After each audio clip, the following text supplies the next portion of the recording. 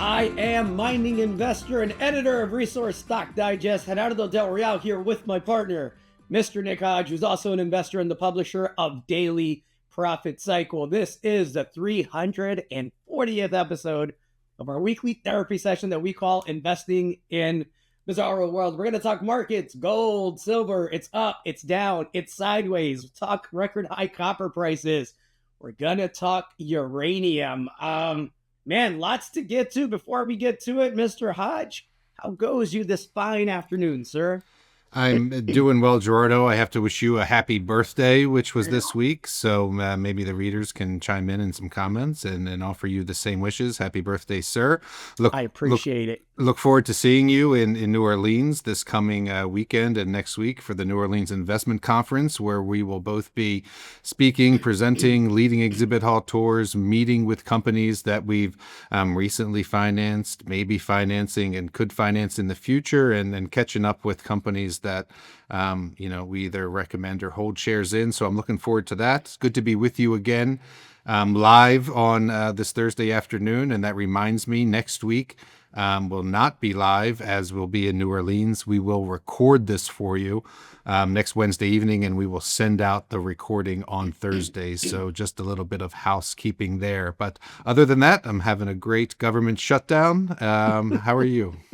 I am well. I'm thankful. The wife had a multitude of celebrations planned for me, right? We did a friend's party here this past Friday. We had a family party on my actual birthday yesterday on Wednesday, the 29th. Appreciated the effort. Appreciate the kind words from you and everyone else.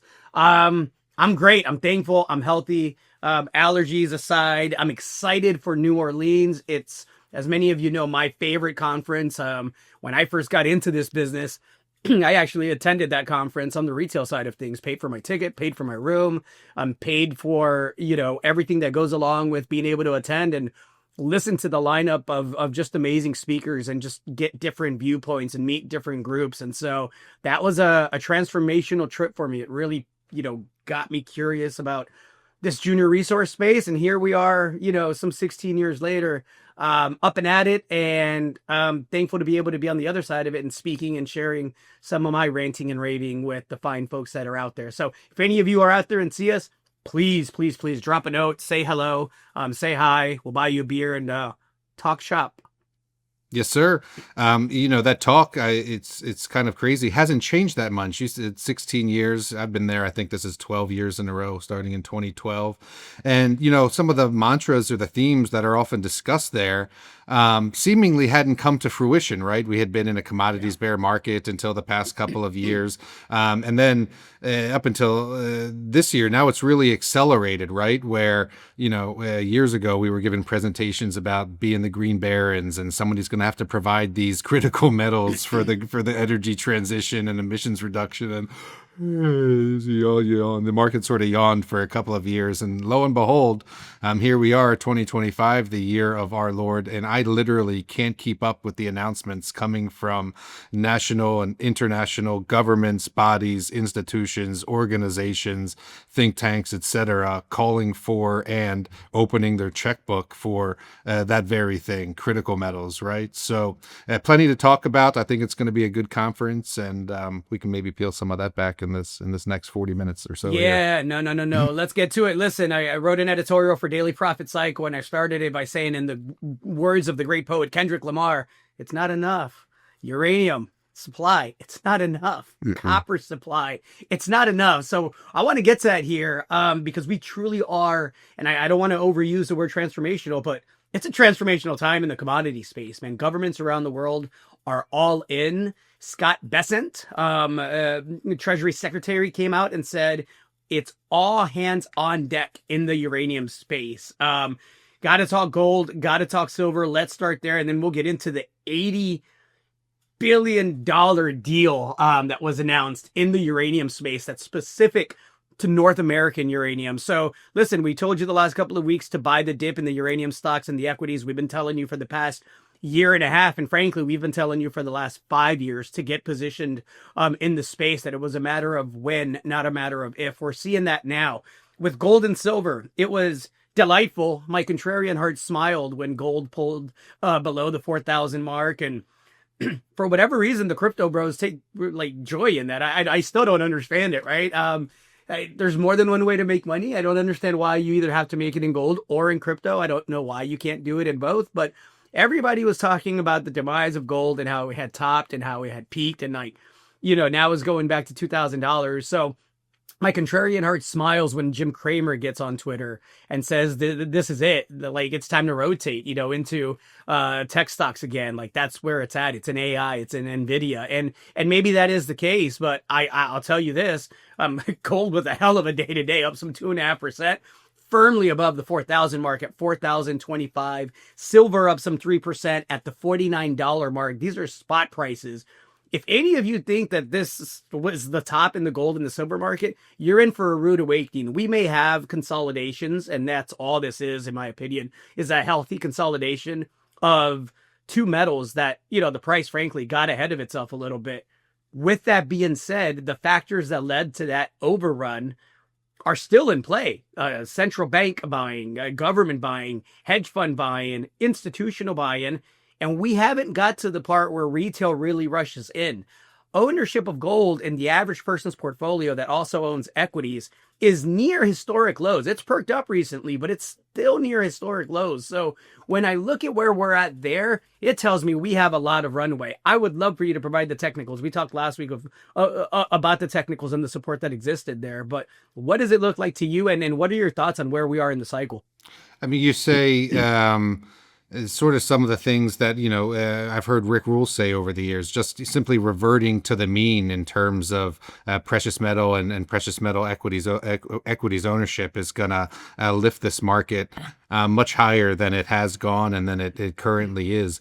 And the other thing I'd say before I talk about these technicals is that I mentioned earlier, just 5 minutes ago, the multi-billion dollar announcements that are coming. You mentioned $80 billion announcement.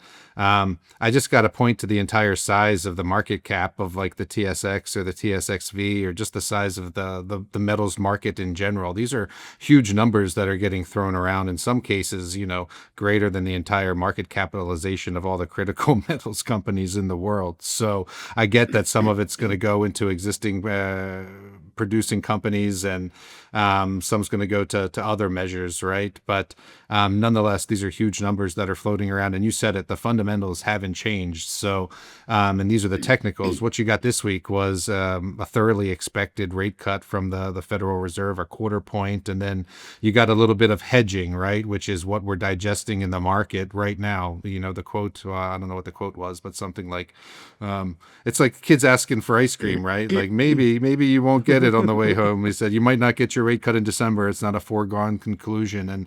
And what happened is, after these last two Fed rate cuts, bond yields have ticked up. So you've got the 2-year at a 1 month high. You've got the 10-year at, a 2 or 3 week high. And that's what gave pause to the gold price, which you can see here on the right side of the chart, where it dipped below the line that I showed you last week. I didn't move either of those lines. The short-term support is up around 4,000, which is what you're now consolidating around.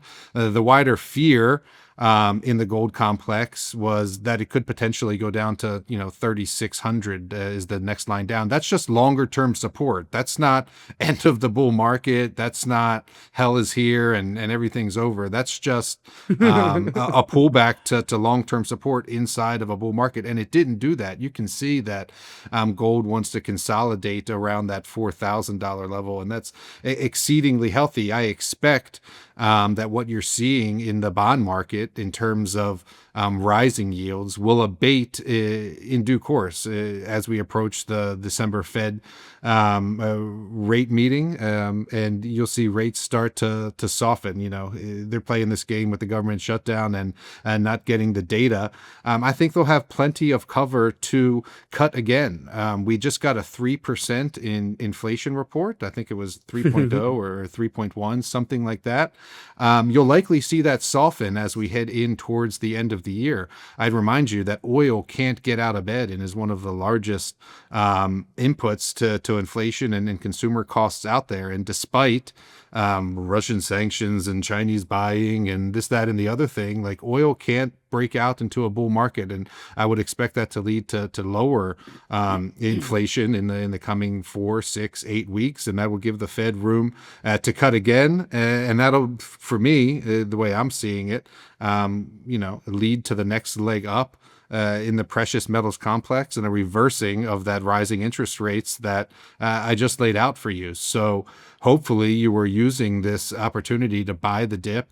I was writing recently in letters that I had raised the buy under prices of some companies that we had been in a long time because they had gotten so far ahead of themselves. Yeah. I mean, the complex was overbought. So the prices of these assets, junior miners, whatever you want to say, were up here. And I just raised the buy unders to here because it was only logical that a correction or a consolidation like this was coming. And now you're getting opportunities at those levels in all sorts of names that you and I write about. So similar for silver, similar for PGMs, dissimilar for copper, which really hasn't consolidated. It hit all-time highs in the past 5 days since you and I flicked on this podcast. So lots to like in the hard commodity space for sure.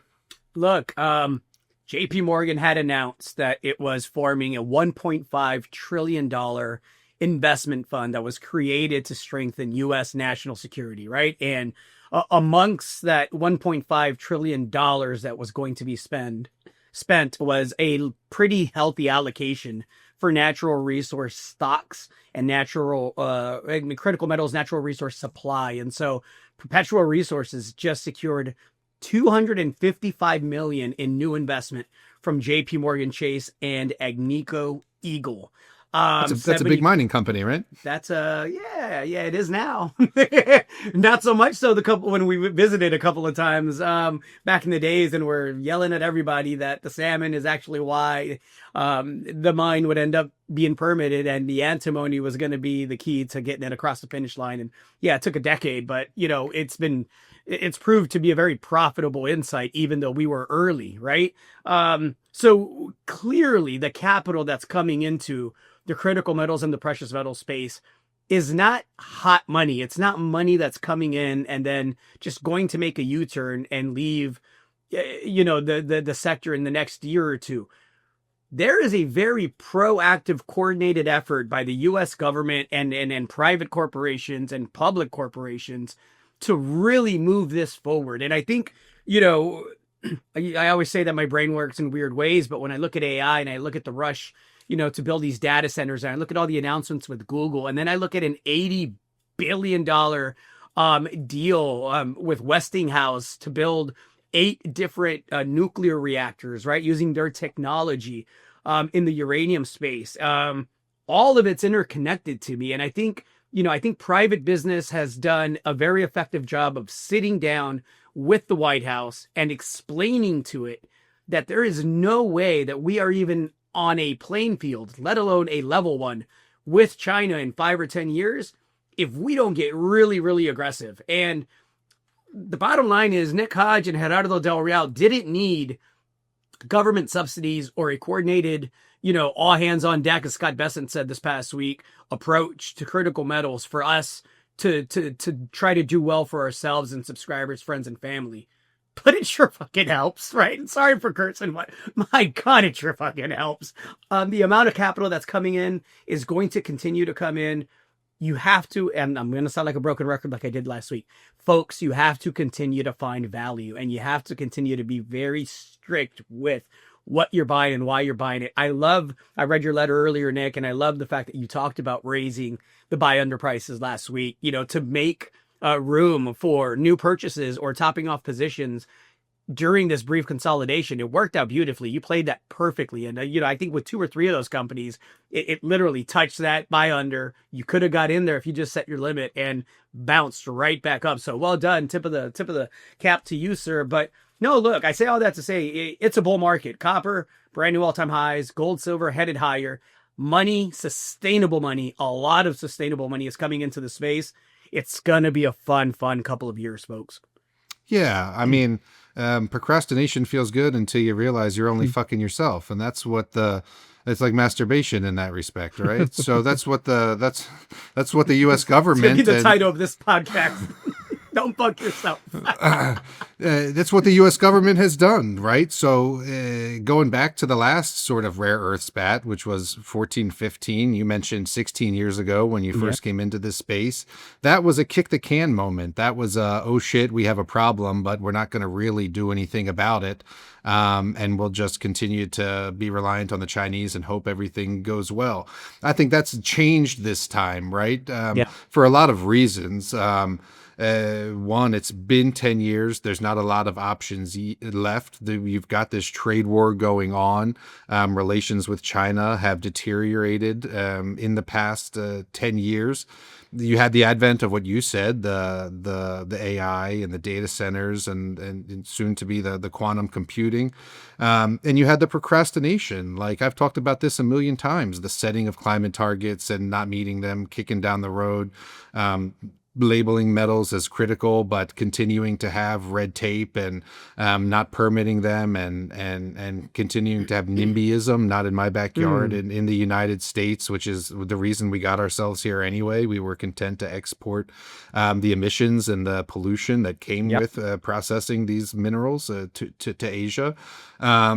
And that's now really starting to change, which is sort of what you said. You've got real money coming in now. You mentioned the $80 billion for uranium. I guess I'll start there. Like we were already going to be in a supply deficit. I mean, supply deficit without these new these 8 reactors. And I don't suspect these will be the last 8 reactors. And oh, by the way, like China's still building and Japan just got a new conservative prime minister who's doubling down on nuclear energy on down the line. Google had an announcement in the past week with NextEra Energy, which is the largest utility in the United States, to restart another reactor in Iowa. That's going to need uranium.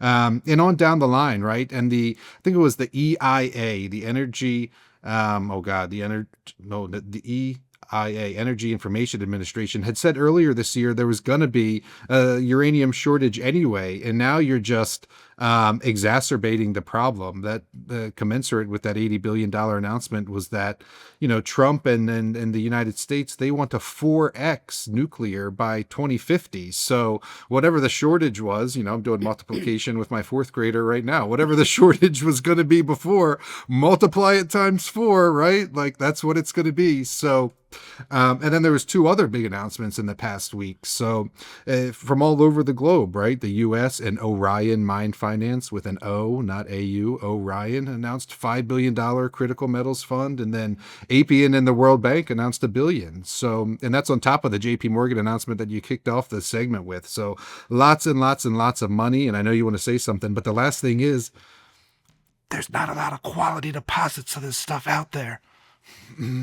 And the quality ones are going to command a premium. I wanted to talk about that Orion Abu Dhabi fund because that was interesting to me. The last couple of weeks, including yesterday, man, it was a long day. But yesterday, I was talking with the CEO, and we were planning to do an interview and just talk. And he said, well, I'm actually on my way to Saudi Arabia. And this is maybe the 3rd time in the past month where I go to speak to a CEO of a natural resource company, and we have to work around the fact that they're traveling to Saudi Arabia. So the Orion announcement and how active the Middle East, and look, they've been very vocal about the fact that they absolutely are going to allocate, and when they say big capital, it's big capital, folks, to the critical metal space. And they want to develop, their own, what I'm calling government resource banks, right? And so to your point, that's going to continue. And yes, $4,000 seems like a high gold price when you and I, Nick, have seen $300 gold, right?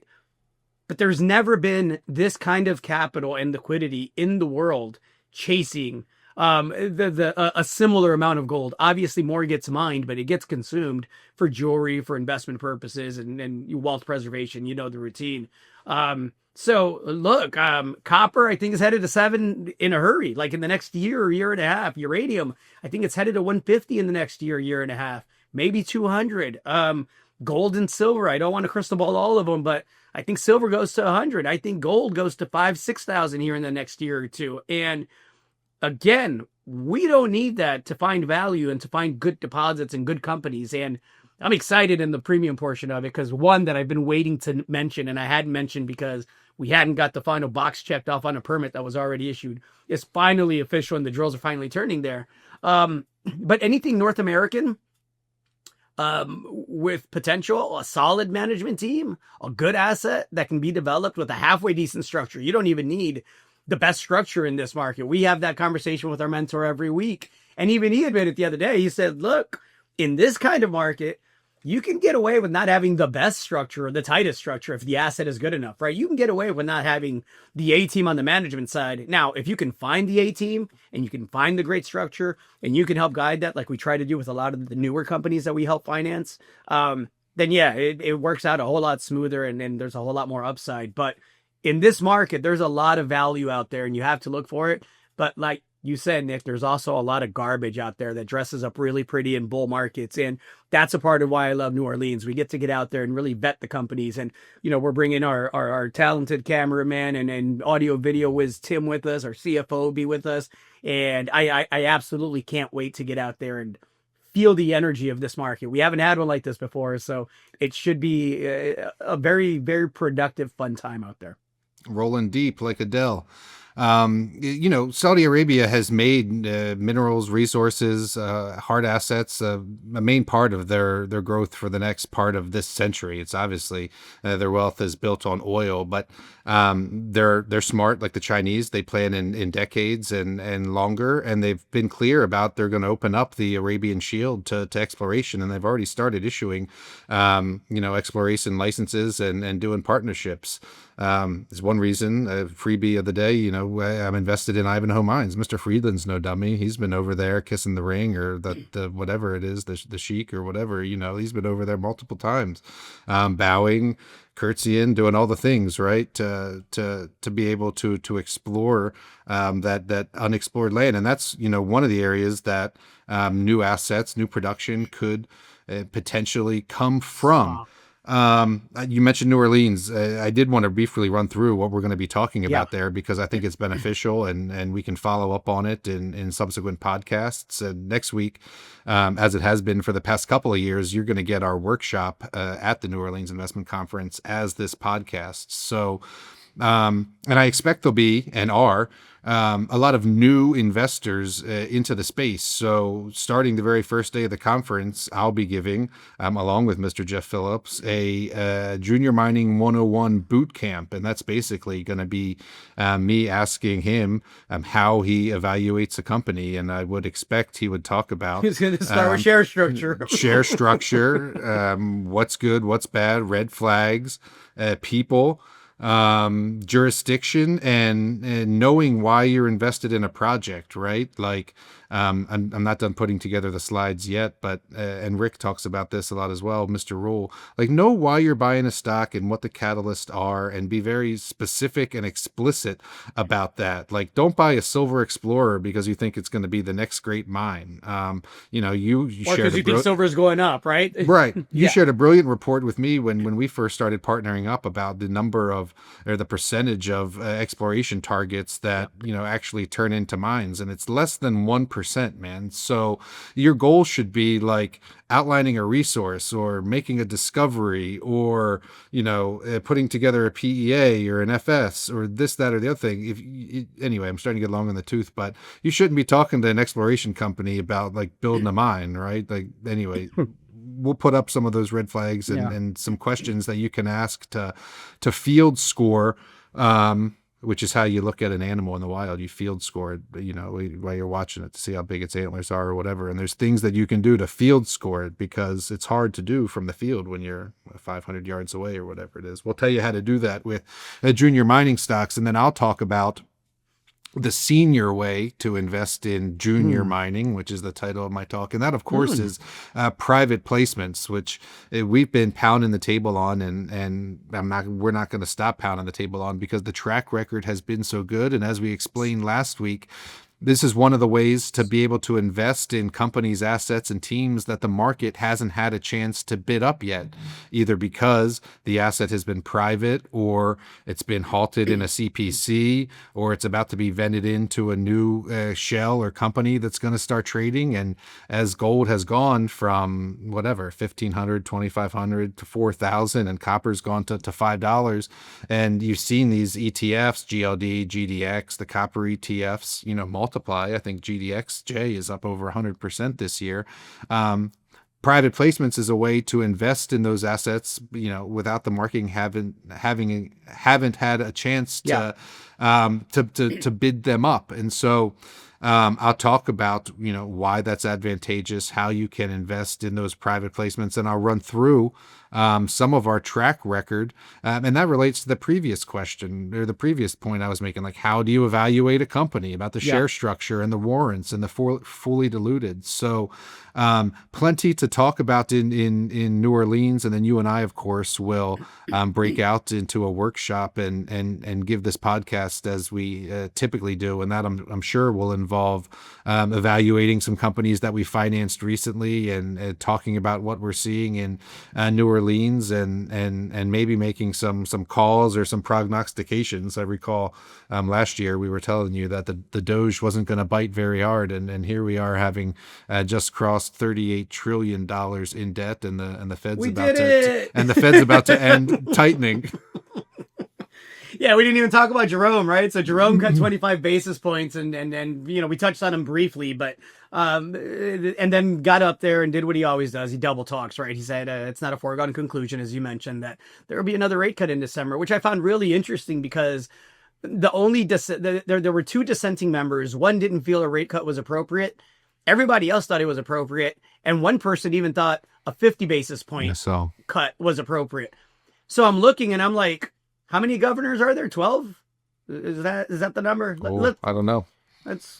Let me make up a number. But the bottom line is, if all but one thought it was a good idea to raise 7. Siete. Excellent. So out of the 7, right? Let's do math now again. So if out of the 7, 6 thought it was a good idea to raise, 1 thought it was a good idea to just keep rates where they're at, and then within those other 6, one of them thought it was a good idea to raise at 50 basis points.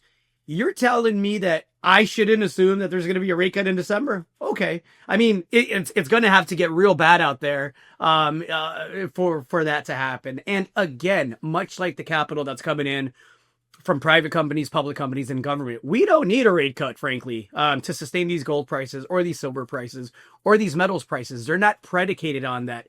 It just makes risk assets that much more attractive because of the liquidity that comes with cheaper capital and the people that are able to access it. So look, it's this space, it's early. There's a holistic doctor that I meet with every couple of months just for random checks, do some blood work and make sure allergies are not too far out of control, and I'm not over exercising or what have you. And he's amazing, and he knows what I do for a living. And he said, well, sounds like I missed the run, huh? I see gold's at record prices, and silver is pretty high, making record prices. I'm going to have to look for something else.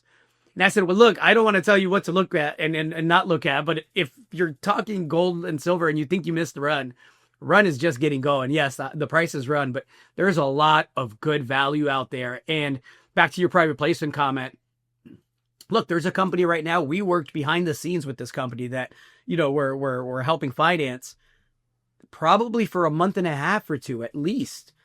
Going over the structure of the financing, allocating who gets to participate in that financing, who's going to own those shares, should those shares be locked up for a year, all of the things that you do behind the scenes that aren't sexy to people and most people don't see, but is a part of the reason why our track record has been what it's been with private placements. We get very, very hands-on. Who we don't want to come into the placement, right? Who are you marketing with? And look, some people take issue with the fact that we do a little bit of everything. Yes, we own multiple businesses, folks. We market. We have a publishing company. We also privately invest, but be absolutely clear. The bulk of our capital right now for both Nick and I comes from the checks that we write into these companies. So yes, if I am talking about a company, yes, I am biased. Yes, if I'm willing to write a check, my hard-earned capital into a company and help guide, the business. Absolutely, I want to help tell the story because I think we do an effective job of it, and we have an enthusiastic audience. If I think that company then merits the attention, for paying subscribers, right? Paying subscribers to actually be presented that idea and make their own mind about it. Yes, it can become a recommendation, but look, if you don't have to do it that way and you don't have to like that business model, but believe you me that we are extremely biased when we talk about a company, write a check for a company, or help tell the story of a company. We're biased because we have skin in the game, right? Yeah, and just to close the loop on Jerome, and then I want to hit on what you were just saying. It was funny, before he opened his mouth, there was a 90-some% chance of a rate cut in December. He opened his mouth, it went to 60-some% chance of a rate cut in December. 24 hours has elapsed, and we're back over a 70% chance of a rate cut in December. So, and then on to skin in the game. Yeah, take it or leave it. We're not twisting your arm, but a lot of folks like the fact that we eat our own cooking, that we have skin in the game, or we invest in the things that we're writing about and recommending because it brings us closer to those companies and it gives us a vested interest. If that's not your cup of tea, great.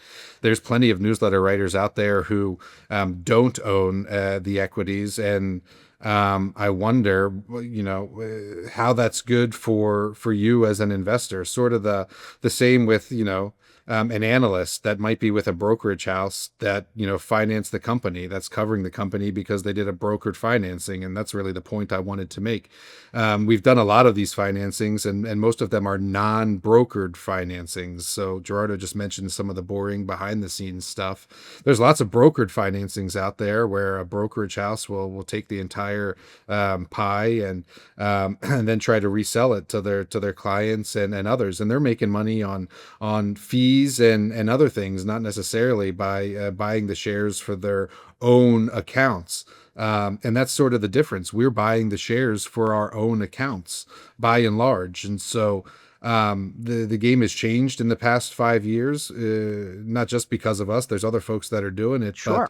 But we can now raise significant amounts of capital. And with that comes exactly what you were talking about, having a seat at the table. Yeah. To get better terms for those of us, for those folks, investors, subscribers, members who are in our group and invest alongside us. Whereas when you get an email from John Q. Investor from his beachside chair in Hawaii or wherever he is, that's different, right? He's just issuing you the brokered financing that his firm is reaping fees from. So, and you could parse it out more than that. There's more to talk about. I'll talk about some of that in the presentation I'm giving. That's Senior Way to Invest in Junior Miners. But that's what Gerardo and I are talking about when we're talking about skin in the game, having a seat at the table, getting advantageous terms, making sure the structure is sound, making sure the company is financing itself in a way that can lead to success for the majority of the shareholders and not just the insiders who have the cheapest paper, all that sort of stuff, right? So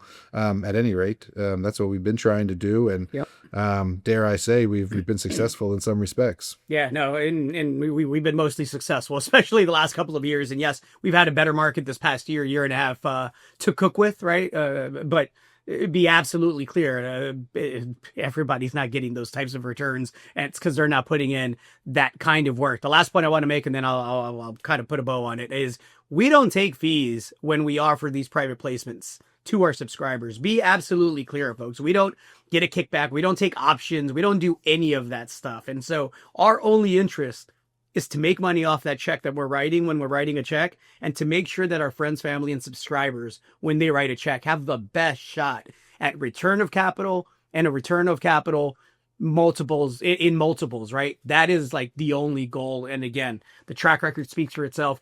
The new deal that we have lined up is look, tier 1 jurisdiction, major JV partner, large land package, discoveries all around it, tiny market cap, great share structure, and introduced to us by a gentleman that we've known now for well over a decade and closer to 2 decades, that we've made a lot of money with in the past. So that checks a lot of boxes for us. Private placement intel, folks. That should be out to you here in the next couple of days. So keep an eye on your inbox.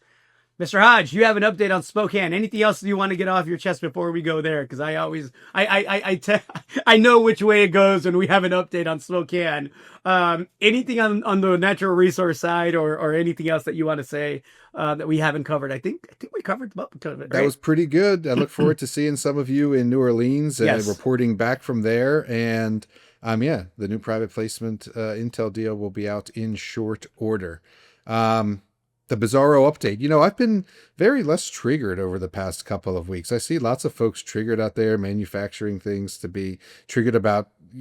Believe me, there's things out there that aren't great, wars and famine. And I feel bad for these folks who might have their benefits expire at the end of the month, because I realize that's part of some of the system. But at the same time, I'm not out there shouting from the rooftops or the Twitter tops or losing my hair or anything like that. And, I just think that nature is healing in some respects. So, if you've listened to this podcast for the past year, 12, 18 months, I've chronicled the Spokane homeless problem pretty damn well. I've been vocal about it on Twitter. I posted some videos. I went and spoke at a city council meeting, got some great feedback from that. In a nutshell, we voted to ban homeless camping over a year ago. The mayor and the city council said, fuck you voters, we ain't doing that. We're compassionate and they need services. Let's cater to this homeless population. The majority of the folks who went to the meeting back in June said that's the dumbest shit idea. You remember this conversation. I ordered a hamburger and fries. You're giving me a hot dog and tater tots. And telling you it's a hamburger and fries. That's right. And they had already done studies showing that these folks didn't accept services, yet that's the course of action they pursued. Guess what, Gerardo? It didn't work. Guess how many people accepted services since they passed that bastardized law in June? Take a guess. How big's the city? Shit. It's this many.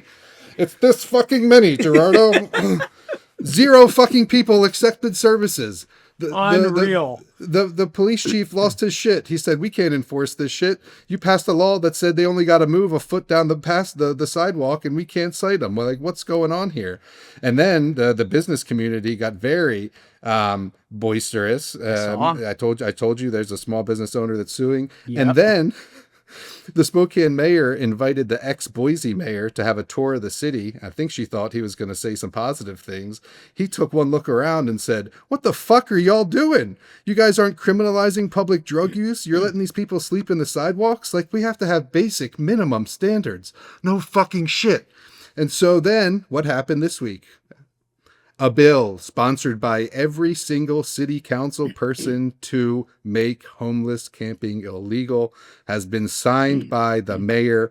Maybe you should have just done the fucking will of the people. Praise Jesus, Nick. Praise our Lord in this time of need. Wasted a couple of years.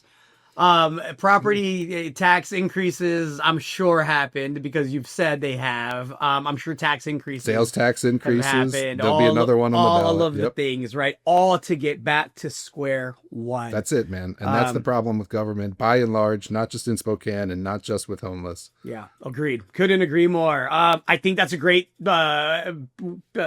part to end with and get into the premium portion of the podcast because we got a little bit to fire up there. I am Gerardo Del Real along with Mr. Nick Hodge. This was the 340th episode of Bizarro World, investing in Bizarro World. Have a great one, folks.